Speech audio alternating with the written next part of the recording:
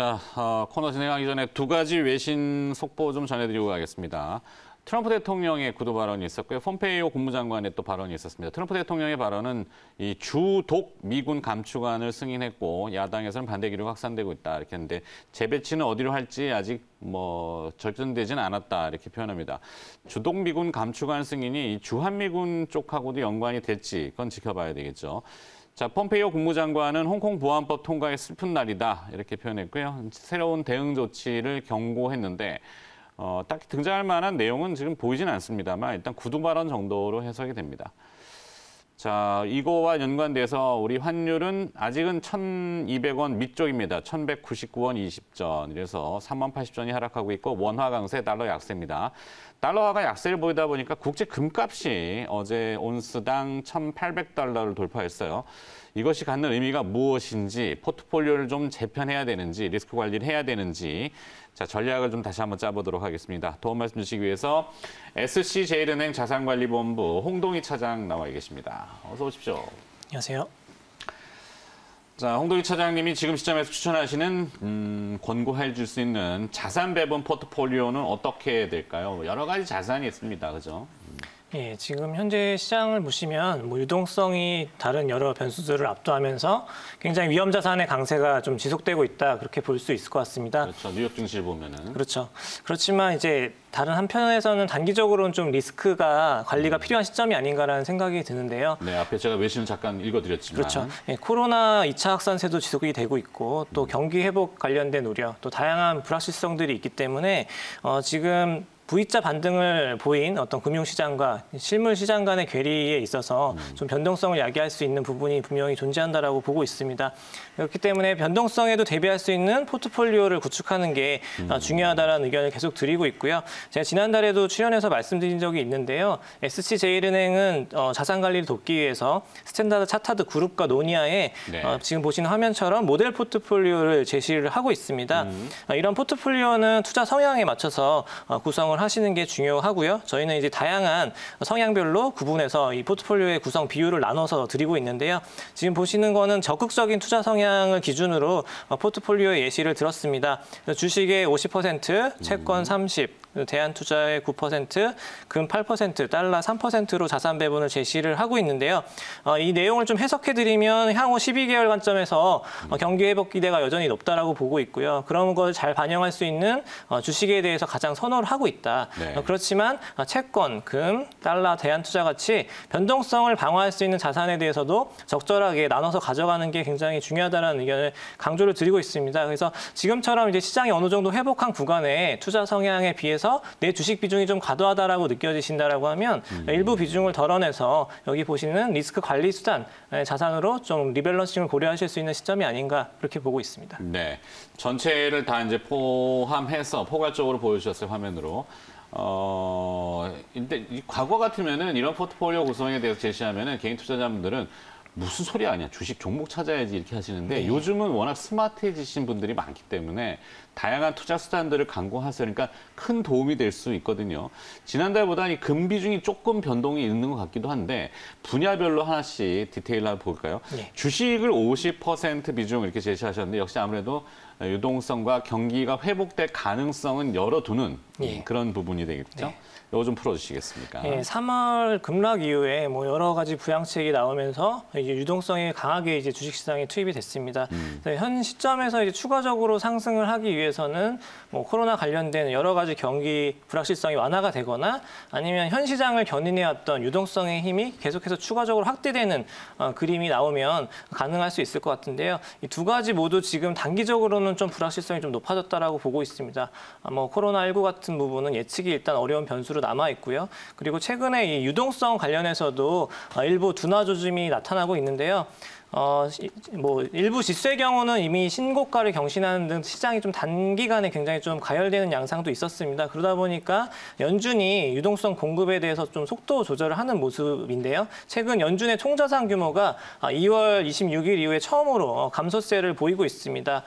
시장을 견인해온 유동성의 힘이 둔화될 수 있다는 점은 그만큼 또 시장 모멘텀이 약화될 수 있는 가능성을 시사를 하고 있고요. 그렇기 때문에 주식시장은 단기적으로 좀 숨고르기 양상을 이어갈 가능성이 높다라고 보고 있습니다. 그렇지만 앞서 말씀드린 것처럼 12개월 관점에서는 위험 선호 환경이 유지될 수 있다라고 보고 있고요. 증시가 하락 추세를 지속할 가능성도 굉장히 낮다라고 봅니다. 연준이 당분간은 유동성을 조절하더라도 이 초저금리라는 기조 자체가 장기화될 가능성이 높고요. 그리고 금융시장이 만약에 3월과 같은 어떤 패닉 같은 양상을 보인다라고 하면 추가적인 정책들이 제시가 되면서 이를 방어하는 역할을 좀 충실히 할 수 있다. 그렇게 보고 있습니다. 그래서 이렇게 시장의 하방 리스크가 정책에 의해서 통제되고 제어될 수 있는 환경이다라고 하면 투자자들은 시장 참여를 계속 유지하시는 것이 중요하고요. 시장이 단기적으로 이런 기대와 현실 간의 간극 조율을 거친 이후에 상승세를 재개할 수 있지 않을까 그렇게 보고 있습니다. 네. 뭐 여기에 조금 구체적인 거라면 이제 국내 로컬 주식 비중하고 뭐 해외 주식 비중 이것까지 좀 구분해 놓으면 좋지만 그거는 디테일은 아직은 조금 뭐 여기서 다루기에는 너무 좀 얘기가 방대해져서요. 저희가 좀 핵심적으로 자산 군별로만 지금 의견을 좀 드렸습니다. 그렇죠. 포트폴리오상에. 요즘 해외 주식도 많이 하시고 또 현지 뭐 미국 주식 투자 또 이제 세금 이슈가 요즘 최근에 이슈 도달되기 때문에 그것도 나중에 한번 다뤄보면 좋을 것 같긴 한데 자, 두 번째 섹터는 이제 주식하고는 성향이 좀 반대지만 요즘 이제 저금리 상황에서 동반해서 상승했던 분야가 이제 채권 시장입니다. 채권 가격적인 측면이죠. 시장 금리는 계속 지금 떨어지고 있는 추세이기 때문에 채권은 어떻게 전략을 좀 가져갈까요? 채권 일단 통화 정책이 굉장히 중요한 역할을 할 수 있다라고 보고 있는데요. 6월 FOMC에서 연준이 기준금리를 제로로 동결하고 2022년까지 이 기조를 유지할 수 있다라는 얘기를 했습니다. 파월 의장은 기자회견을 통해서 심지어 금리 인상은 생각조차 하지 않았다라는 발언도 했는데요. 이런 연준 스탠스를 고려를 하시면 저금리, 초저금리 환경이 굉장히 장기화될 수 있다라는 것을 의미를 하고 있고요. 금리가 이 제로 수준에 머무는 기간이 장기화된다라고 하면 국공채처럼 이런 금리 수준을 낮게 반영하는 채권보다는 상대적으로 이 금리 매력이 있는 크레딧물, 회사채의 상대 매력이 굉장히 높게 유지될 수 있다라고 보고 있습니다. 그렇기 때문에 다양한 이 크레딧 채권들을 활용하면 안정적으로 이자 수익을 쌓아갈 수 있는 수단이 될 수 있다라고 보고 있고요. 저희 이제 해외 채권하고 국내 채권을 좀 비교해서 말씀을 드리면요. 해외 채권 안에서는 상대적으로 선진 시장 하이힐드 채권 선호를 하고 있습니다. 뭐 여전히 경기가 불안하고 기업 실적에 대한 우려도 있고 또 신용등급 하향 조정도 있고요. 최근에는 뭐 에너지 기업 파산 소식도 있었죠. 그렇죠. 그렇지만 연준이 계속해서 이 회사채 시장에 대한 개입을 유지하겠다라는 스탠스를 보이고 있고요. 또 현재 이 하이힐드 채권의 일드가 6% 중반이 나오고 있습니다. 지금 뭐 한국 금리 같은 경우도 굉장히 낮게 1%대, 뭐 2%대 많아야 나오는데 6% 중반의 이 금리라는 거는 해외 투자자들의 수요를 견조하게 유지시킬 수 있는 부분이다. 그렇게 보고 있기 때문에 제로금리 시대에 굉장히 관심을 가질 수 있는 투자 자산으로 좀 활용하시면 좋을 것 같고요. 이 한국 채권 같은 경우는 수익성보다는 계속 방어적인 입장에서 활용하시는 의견을 드리고 있습니다. 뭐 기본적으로 해외 채권과 달리 환위험이 아예 없는 거기 때문에 그런 게 굉장히 장점이다라고 말씀드릴 수 있을 것 같고 그리고 예금보다는 좀 플러스 알파를 내면서 이 포트폴리오에 담았을 때 안정성 측면에서 방어적인 역할을 할 수 있다는 부분을 좀 기대할 수 있을 것 같습니다. 최근에 보면은 이제 그 SK 바이오팜 때문에 그 공모주 청약 열풍이 불어서 중간에 이제 그 주식으로 언제든지 전환될 수 있는 CMA 계좌라든지 뭐 MMF라든지 이런 쪽도 채권을 단기적으로는 한번 운영해보는 묘미도 필요할 수 있겠네요. 자, 그리고 또 이제 하나는 대안투자입니다. Alternative Investment라고 하는 이 대안투자는 사실 주식 채권 이외에 뭐 부동산이라든지 아니면은 현물 자산 중에 뭐 원자재 일부도 포함이 될 수 있고 이쪽은 어떨까요? 사실 부동산이 요즘 관심도 많으실 수 있는데. 뭐 저희가 이 포트폴리오에서 얘기 드리는 이제 대안 투자는 사실 실물 관련된 부동산 얘기보다는 조금 금융 자산으로 활용할 수 있는 헤지펀드에 가까운 전략들을 말씀을 드리고 있고요. 그래서 이제 시장의 움직임과 상관없이 이건 그냥 기본적인 가정이 누구도 예측할 수 없는 시장이기 때문에 우리는 그냥 방향성에 베팅하지 않고 절대 수익을 추구한다라는 그런 전략들을 모아놓은 것들이 있습니다. 그래서 개인 투자자분들도 쉽게 이제 공모형으로 이런 펀드들을 접근을 하실 수 있는 대안 투자형 상품들이 있고요.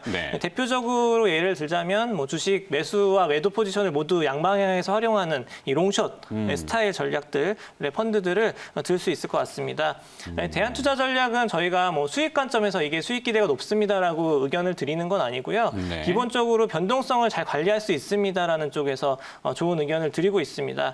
지금은 사실 중앙은행이 유동성을 공급하면서 과거와 달리 주식과 채권의 상관관계, 역의 상관관계라고 하죠. 반대에 이런 분산 투자 효과가 굉장히 좀 많이 약화가 됐습니다. 그래서 같은 방향으로 가는 그런 경우들이 굉장히 많이 발생을 하고 있는데요.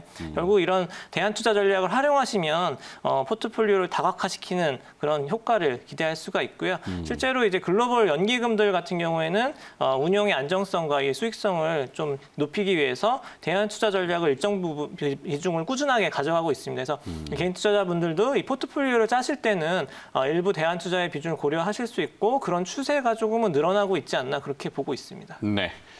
자, 이제 관심이 높아지고 있는 금입니다. 달러와 금. 사실 FX 외환하고 그다음에 이제 금이라고 할 수도 있겠는데 얘기해 주시죠. 금. 예. 관심들이 많으세요. 금도 물론 금융 상품이 있죠. 네. 그렇죠. 뭐 ETF도 예. 있고 뭐 국내 시장도 있고 해외 시장도 다 있는데 금 가격 어제 굉장히 또 강세를 보이면서 그렇죠. 장중에는 1,800달러를 돌파를 했고요. 네. 8년 만에 가장 높은 수치가 나오고 있는 상황입니다.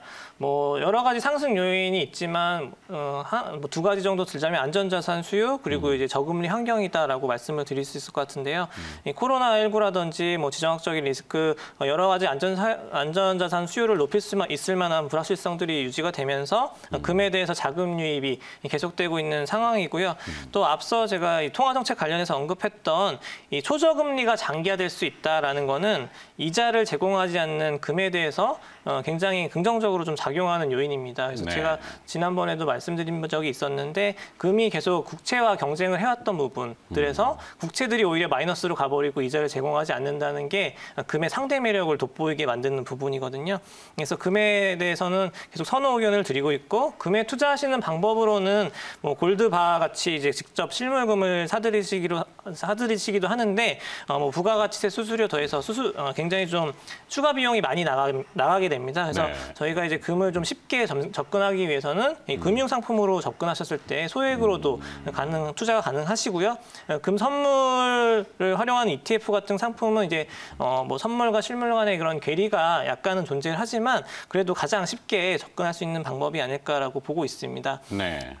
그 금값이 지금 반짝반짝하는 것이 사실은 여러 가지 복합적인 요인이지만 이 달러 치환의 그 이슈가 있잖아요. 근데 달러 가치가 조금 약한 부분도 금값을 자극하는 현상이 있는데 달러에 대한 투자 이건 또 뭐 물론 다릅니다. 뭐 금을 가지고 있다면 금 버리고 달러 사는 거 이건 아닐 수 있겠지만 네. 우리는 대부분 이제 원화를 가지고 있고 네. 이 원화를 갈 거냐 아니면은 달러를 좀 보유할 거냐. 네네. 네, 이런 것도 좀. 그렇죠. 금이 기본적으로 원자재는 모두 달러로 거래가 되다 그렇죠. 보니까 달러 가치가 좀 반대로 가는 경향도 있고요. 지금 최근에는 달러가 뭐 강세 압력이 좀 많이 낮아지긴 했습니다. 맞아요. 그래서 이제 근데 달러에 대한 투자는 사실 아까 대안 투자랑 같은 비슷한 형식으로 좀 접근하시면 좋을 것 같은데요. 어떤 수익을 누리겠다라기보다는 이제 변동성, 안정성을 좀 우선시해서 고려를 하셔야 된다라고 보고 있습니다.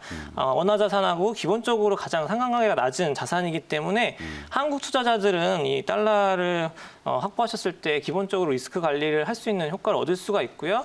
또 달러 자산을 활용하실 때 여러 가지 방법이 있습니다. 뭐 그냥 단순하게 현금으로 가져가시는 경우도 있고 달러 예금에도 투자하실 수 있지만 뭐 역외 펀드, 뭐 해외 채권, 달러 보험과 같이 다양한 솔루션들이 있기 때문에 이런 부분들 적극적으로 활용하시면 더 좋을 것 같고요. 역외 펀드는 뭐 안정적인 채권부터 공격적인 주식경까지 다 활용이 되고요. 달러 표시 해외 채권 같은 경우에는 달러 예금보다는 조금 더 높은 이자 수익을 추구하면서 또 이익 실현도 시점을 자유롭게 가져갈 수가 있습니다. 네. 그리고 달러 보험은 좀 장기 투자 관점으로 접근하실 수 있는 수단인데요. 뭐 10년 이상 유지하시면 뭐 이자 수익에 대해서는 비과세 혜택도 드리는 뭐 그런 수단이기 때문에 뭐 달러에 대해서 그냥 단순하게 달러를 가져가신다라고 말씀하시면 그냥 현금 보유하신다라고 생각하시는 경우가 많은데 네. 다양한 투자 수단이 있기 때문에 그런 부분도 좀 고려해 보시면 좋을 것 같습니다. 좋습니다. 자, 번외 질문 하나만 좀 더 여쭐게요. 뭐 대안 투자의 하나의 분야인데 이제 농산물, 곡물 쪽인데 최근에 보면 기후 변화, 오늘 뭐 아프리카 돼지 열병이 뭐 이게 또 새로운 종 이게 이제 뭐 빙하가 녹으면서 네. 이제 좀 있으면 맘모스도 등장하고 둘리도 나온다고 네. 하는데 저희 PD가 해준 얘기입니다. 자, 근데 그거에 따라서 이 작황들이 참 사실 코로나19 이슈 때문에 많이 덮여 있어요. 근데 전 세계적으로 보면은 농산물의 작황도 상당히 걱정되는 분야가 있는데 네. 농산물에 관심 있는 분들이 있다면 혹시 참고할 만한 조언이 있을까요? 농산물 같은 경우는 사실 이제 원자재 안에서도 좀 비중은 적지만 예측이 제일 어렵습니다. 그렇죠. 왜냐하면 이제 결국 기후 날씨를 때문에. 맞춰야 네. 된다는 네. 거거든요. 엘니뇨, 라니냐 이 날씨 기후 예측을 통해서 투자가 가능하고 또 정치적인 부분도 사실 요즘에는 굉장히 또 많이 작용을 하고 있기 때문에 섣불리 예전처럼 어떤 단순한 어떤 뭐 달러나 어떤 다른 여러 변수들로 인해서 투자를 저희가 권해드리기가 좀 어려운 자산이다라고 보고 있고 네. 저희 SC 그룹 같은 경우도 원자재 안에서 금과 뭐 원유에 대해서는 의견을 드리지만 네. 농산물은 사실 그 배제를 했습니다. 아직은 식량이 배제돼 있군요. 네. 네. 그래서 의견을 좀 드리기는 조금 어렵지 알겠습니다. 않을까. 앞서 저희가 원판형의 그림을 많이 보여드렸는데 이 SC제일은행 스탠다드 차타드가 괜히 저 그림을 만들지는 않았을 거라고 보기 때문에 네, 지금 나가는 그림입니다만 네. 꼭 한번 참고해 보시기 바라겠습니다. 자, 오늘 자산 배분 전략, 리스크 관리를 위한 포트폴리오 전략은 무엇인지 SC제일은행 자산관리본부 홍동희 차장이 수고를 해주셨습니다. 고맙습니다. 감사합니다.